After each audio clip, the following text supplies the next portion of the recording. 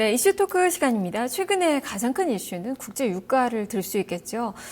주말에 또 국제 유가가 이 3% 넘게 급락이 나오면서 글로벌 증시가 크게 위축된 모습이 나타나고 있습니다. 우리 시장도 여기를 또 이러한 결과를 피해가지 못하고 있는 그 구간인데요. 자, 그러면 국제 유가 어떻게 봐야 될지, 어떻게 또 전망을 해봐야 될지, 증시에 미치는 영향, 어떤 부분들을 또 짚어봐야 될지 지금부터 살펴보도록 하겠습니다. KDB 대우증권 손재현 수석 연구원과 함께하겠습니다. 안녕하세요. 네, 안녕하십니까. 네, 국제유가 6거래일 연속 떨어졌죠. 지난 네. 한 주간 보니까 뭐 11% 정도 떨어지는 그 모습. 주간 최대 낙폭을 기록을 했는데 국제유가가 지금 현재 이 과거를 좀 대비해 본다면 현재가 어떤 수준 정도가 되는 건가요? 네, 지난 금요일에 WTI 유가가 35.62달러를 기록을 했습니다. 그래서 말씀하신 대로 한 주간 10% 이상 급락을 했고요. 특히 이제 최근에 유가는 2014년 하반기부터 추세적으로 하락을 하고 있는데 당시에 이제 하락세가 이제 본격적으로 나타나기 이전 유가는 대략 한 105불 정도에 형성됐으니까 지금 한 70%가 약간 안 되는 폭락을 한 상황이고요. 특히 올해만 봤을 때도 연초 대비로 지금 한 35% 급락한 상황입니다.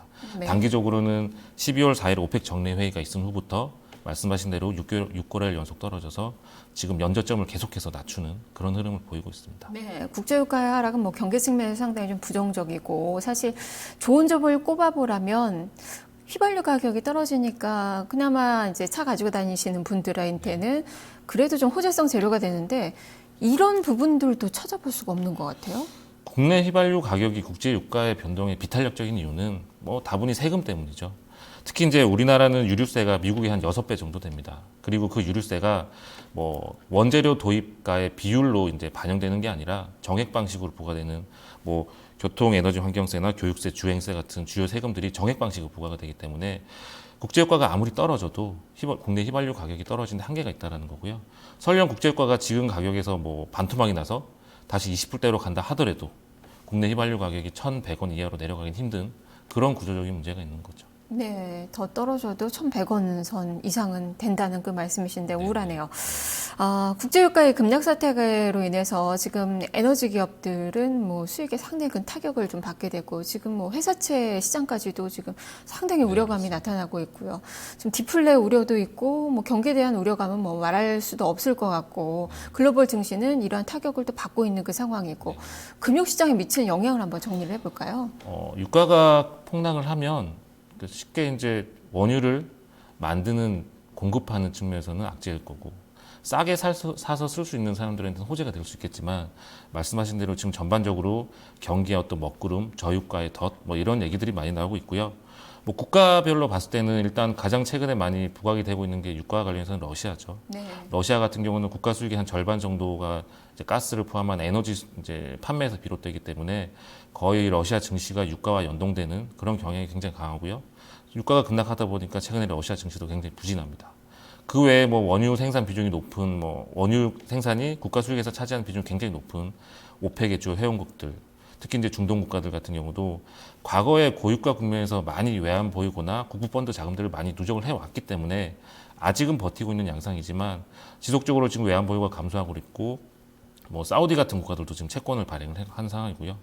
뭐 지속적으로 지금 재정 적자 때문에 국부 펀드의 자금이 유출될 수 있고 이게 글로벌 증시의 어떤 변동성을 높이는 위험 요인이 될 수 있다는 우려도 제기가 되고 있습니다. 특히 저기 중남미의 베네수엘라 같은 국가 같은 경우는 뭐 디폴트 가능성이 뭐 90%뭐 이런 극단적인 전망까지 나오는 굉장히 부진한 모습이 나오고 있고요.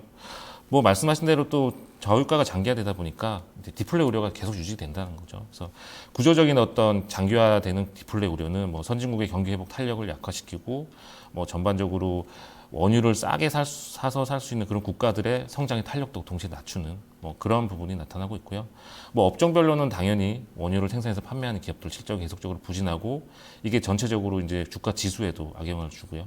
국내에서도 뭐 조선이나 건설 같은 업종 같은 기업들은 뭐 실적에 굉장히 큰 악영향을 주고 있는 상황입니다. 네, 이렇게 국제유가가 많이 떨어진 그 이유는 40달러 선 그래도 좀 유지를 했었잖아요. 근데 오펙 회의 이후에 이제 감산 불발로 이제 30달러 선대로 내려앉은 그 모습인데 사실 그 오펙 회원국들이 감산에 합의를 하지 않았는데 그러면서 자기네들이 사실 다 피해는 보고 있거든요. 보면은 지금 재정 바닥 위기라던가 신용등 강등 위기도 있고 상당히 좀 어려운 국면이 처한 것 같은데 그렇다면 이 오펙 회의 이후에 좀 봐야 되는 그 변수들 어떤 것들이 있을까요? 일단 원유 시장을 이제 유가의 등락을 볼 때 크게 이제 가장 기본적인 원자재이기 때문에 수요와 공급, 이 공급과 수요를 가장 기본적으로 보면 원유의 공급은 이제 오펙의 공급과 오펙이 아닌 비오펙의 공급을 나누어 볼 수가 있습니다. 오펙의 공급을 따로 떼놓고 보는 이유는 오펙이라는 조직이 이제 카르텔의 성격을 가지면서 생산 쿼터를 정해놓고 공급을 통제하기 때문에 공급을 따로 놓고 보는데요. 아까 말씀하신 대로 오펙 정례회의 이후에 오펙이 뭔가 저유가를 타개하기 위해서 감산할 것이다라는 기대는 없어졌습니다. 뭔가 정책적인 공조에 의해서 지금의 유가의 급락을 막아줄 수 있는 그런 방어 요인들이 굉장히 많이 약화되지 않았나라는 그런 우려들이 나오고 있는 상황이고요. 그렇기 때문에 향후에도 지금 현재 시점, 오펙이 감산이 불발된 현재 시점 이후에도 오펙의 원유 생산량은 향후에도 높은 수준을 유지할 것이다. 그래서 유가를 전망할 때 오펙 공급 측면에서는 굉장히 좀 안 좋은 부분들이 부각될 것 같고요. 앞으로도. 거기에다가 빠르면 내년 초 정도부터 이란 증산이 예정되어 있습니다. 네. 이란 증산 같은 경우는 지난 7월에 핵 협상이 타결되면서 그 이제 핵 사찰 플랜에 의해서 내년 초부터 이란이 이제 서방 경제 제재가 해제될 경우에 증산을 할 수가 있는데요. 뭐 오펙에 원래 이렇게 과잉 생산되고 있는 쿼터를 18개월이나 상회하고 있는 이 과잉 생산되고 있는 현재 공급 상황에서 이란의 증산분이 더해진다. 또 오펙의 공급을 봤을 때 유가를 결코 긍정적으로 바라볼 수 없는 뭐 그런 부분이 될 것 같고요. 그 다음에 이제 오펙 외에 나머지 비오펙 공급 같은 경우는 최근 수년간 비오펙에서 원유를 가장 많이 생산하는 국가는 단연 미국과 러시아입니다. 네. 그 중에서도 최근 수년간 공급 증가분을 단연 주도했던 국가는 미국이었고요. 왜냐하면 셰일 오일 때문에 미국 원유 생산이 굉장히 급증을 했습니다. 그런데 유가가 뭐 60불이 뚫리고 50불이 뚫리고 40불이 뚫리는 국면에서 미국의 셰일 오일은 도저히 생산을 유지할 수 없는 말 그대로 이제 마이너스 수익이 나는 그런 상황이 된 거죠. 그러다 보니까 지금도 미국의 원유 생산량은 줄고 있고요. 향후에도 계속적으로 감소할 것 같습니다. 뭐 물리적으로 미국의 원유 시주 광구수가 지금 지난해 10월 고점 대비로 70%나 급감을 한 상황이기 때문에 미국 원유 생산량은 감소할 수밖에 없다라고 보고 있고요. 그렇다고 보면 이제 오펙의 공급과 비오펙의 공급을 같이 맞물려 봤을 때는 오펙의 과잉 생산과 이란의 증산에 따른 증가분, 미국의 원유 생산이 감소하는 부분에 따른 그런 부분들이 상쇄되면서 전체 공급 여건이 어떻게 될 것이냐가 중요한 변수가 될 것 같고요. 네. 수요 측면에서는 뭐 최근에 많이 언급되고 있는 부분들이 이제 중국의 성장 둔화 그런 부분들이 뭐 실제적으로 중국의 원유 수요가 그렇게 부정적이지는 않습니다. 그리고 수요 전망치도 상향 조정되고 있는 분위기이기도 한데요. 다만 지속적으로 성장률이 낮아진다라고 하는 부분은 분명히 원유 수요 증가에 탄력을 낮추는 부분임에는 분명하기 때문에 조금 악재로 작용할 수 있는 부분이고요. 그 외에 단기적으로 수요 측면에서 올 겨울에 난방 에너지 소비가 부진할 수 있다는 우려가 최근에 많이 부상하고 있습니다. 왜냐하면 올해 같은 경우는 이제 강한 엘니뇨가 예상이 되고 있고요. 통상 이제 적도 부근의 해수면 온도가 예년보다 좀 높은 그런 엘니뇨 국면에서는 북반구, 뭐 미국을 포함한 북반구의 겨울 기온이 예년보다 따뜻하다는 거죠.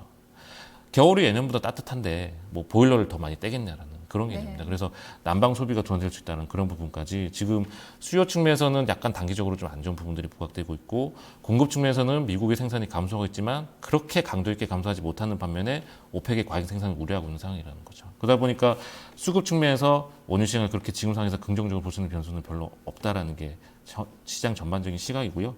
그 외에도 뭐 당장 이번 주 뭐 15, 16일로 다가온 미국의 연준 FOMC에서 금리를 인상을 하면서 달러가 강해질 수 있다. 뭐 강달러는 원유뿐만 아니라 상품시장 전반적인 악재가 될 수 있는 부분이고요. 뭐 그 외 선물시장에 최근에 가속되고 있는 투기 세력들의 매도 공세, 뭐 이런 부분들도 조금 이제 변수가 될 수 있고요.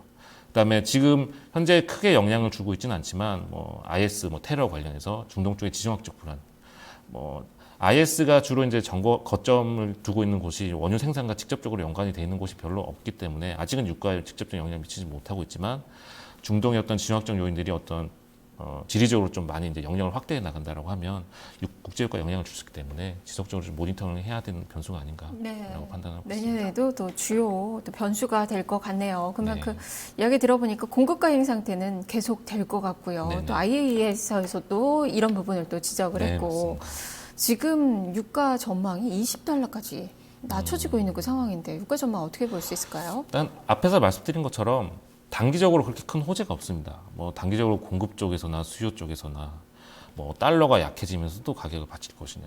그런 단기적으로는 악재들이 많이 몰려있기 때문에 지금 현재 20달러 근방까지 급락할 수 있다라는 그런 부분들이 많이 시장이 부각이 되고 있는데 뭐 추세적으로는 지금 결코 반등을 볼 수 없는 시각이고 불안감은 계속해서 가져가야 되는 그런 장세가 아닌가 판단하는데 어쨌든 그렇지만 저희는 20불대까지 급락을 일단 보고 있지는 않습니다. 저희 기준으로는 한 30불 초반 정도를 바닥으로 보고 있고요. 2008년 리먼 위기 직후에 WTI 유가의 저점이 33.8불이었습니다. 그래서 지금 현재 35불까지 내려와 있고 불과 한 2불 정도 차이가 나는 상황인데 뭐 저희 같은 경우는 그 당시의 저점이 그 정도 수준이었고 그러니까 리먼 위기가 터지고 뭐 전 세계 경기가 완전히 침체에 빠진다라는 그런 극단적인 국면에서도 그 정도 가격에서 형성됐다라고 하면 국제유가가 아무리 공급 과잉의 우려가 있다라고 하더라도 뭐 그런 30불 이하까지 낙폭이 확대되는 그런 국면은 아니다라고 일단 저희가 판단하고 있고요. 거기다가 중장기적으로 봤을 때는 그런 단기적인 악재들이 많이 몰리면서 내년 1분기 정도까지 방향은 긍정적으로 보고 있지는 않지만 그 이후에는 어찌됐든 공급 과잉이 완화된다라는 시그널들이 굉장히 많거든요. 지금 전망상에서도 굉장히 그런 식으로 전망이 되고 있기 때문에 어쨌든 지금 현재 굉장히 어두운 터널을 지나고 있고 가격이 많이 낮아졌지만 결국에는 시점이 문제일 뿐 결국에는 좀 30불을 뚫리지 않고 반등할 수 있다는 시각을 가지고 있습니다. 그래서 뭐 길게 봤을 때는 어쨌든 지금 현재 시장이 직면하고 있는 원유 시장이 직면하고 있는 과잉 공급의 규모나 강도나 속도는 굉장히 완화된다라고 보고 있기 때문에 뭐 중장기적으로 봤을 때는 유가는 좀 반등을 기대할 수 있다. 라고 생각을 하고 있습니다. 가파른 하락보다는 큰 그림에서는 그래도 이 정도가 바닥권이다라고 보고 계시는군요. 자, 그렇다면 또 우리 또 주식하시는 분들 많이 관심 있어 하시는 부분이 투자 전략이에요. 관심 가질 만한 섹터 어떤 부분이 있는지 또 대안이 될 만한 그런 부분도 어떤 것들이 있을까요? 유가가 떨어진 게 1년이 넘었으니까요. 뭐 저유가 수혜주는 계속적으로 언론에서 많이 얘기가 됐던 것 같습니다. 대표적인 게 항공업종, 그다음에 그 운송, 그 해운업종, 뭐 그 기업들 실적에 가장 큰 영향을 주니까 비용 측면에서 가장 비용 절감 부분이 큰 그런 업종들 수혜가 예상되고 있고 뭐 여행주 같은 경우도 수혜주다라고 많이 이제 인식을 하고 계시죠. 그렇지만 지금 상황에서는 아까 처음에 말씀드린 것처럼 그런 구조적인 이제 장기적인 저유가가 주는 이제 글로벌 수요 측면에서 어떤 부정적인 부분들이 있기 때문에 그런 뭐 종목들이라 하더라도 막연하게 유가가 떨어지면 항상 좋겠구나라는 생각을 하는 시기는 조금 지났다라고 생각을 하고 있습니다. 그래서 뭐 경기가 안 좋으면 뭐 항공사들이 아무리 좀 아껴서 비행기를 운영을 할 수 있다 하더라도 그 고객 수가 줄 수 있으니까요. 그래서 그런 부분들이 맞물려서 뭐 그 운임업종 같은 경우, 그러니까 해운업종 같은 경우는 유가가 떨어진 것보다 운임이 더 많이 떨어지면 오히려 손해니까요. 그래서 그런 부분이 좀 악재가 될 수 있고요. 그 외에 뭐 가장 직접적이라고 할 수 있는 정유업종 같은 경우는 유가가 가파르게 떨어지는 국면에서는 재고평가 손실이 부각되면서 주가 굉장히 안정 경향이 나타나는데 최근에는 정유주 주가가 그렇게 나쁘지 않았거든요. 유가가 떨어짐에도 불구하고 유가가 어쨌든 낮은 수준에서 안정된다라고 하면 재고평가 손실이 추가적으로 쌓일 부분은 별로 없는 반면에 좀 안정적인 마진을 통해서 실적이 개선될 수 있다는 부분이고 최근에 특히 국내 휘발유 마진이 굉장히 좋습니다. 그래서 그런 부분들이 주가에 반영되는 부분이 있고요. 뭐 그다음에 뭐 주식 외에 직접적으로 유가가 너무 싸졌다. 지금은 저가 매수 메리트가 충분히 있다라고 판단하에 원유를 직접적으로 투자하는 측면에서는 최근에 해외 ETF, 뭐 국내 ETF 포함해서요. ETF가 많이 각광을 받고 있는데 ETF 같은 경우는 조금 이제 주의하셔야 되는 게 싸니까 사놓고 더 안 떨어지면 기다렸다가 오를 때 많이 먹을 수 있겠지. 그런 측면에서 위험한 게 최근 WTI 원유 선물 시장의 만기 구조가 선물로 운영되는 ETF가 원물을 바꿀 때마다 손실이 쌓이는 그러니까 뒤에 있는 월물이 작은 월물이 근 월물보다 가격이 비싼 컨텐거 상황이라는 거죠.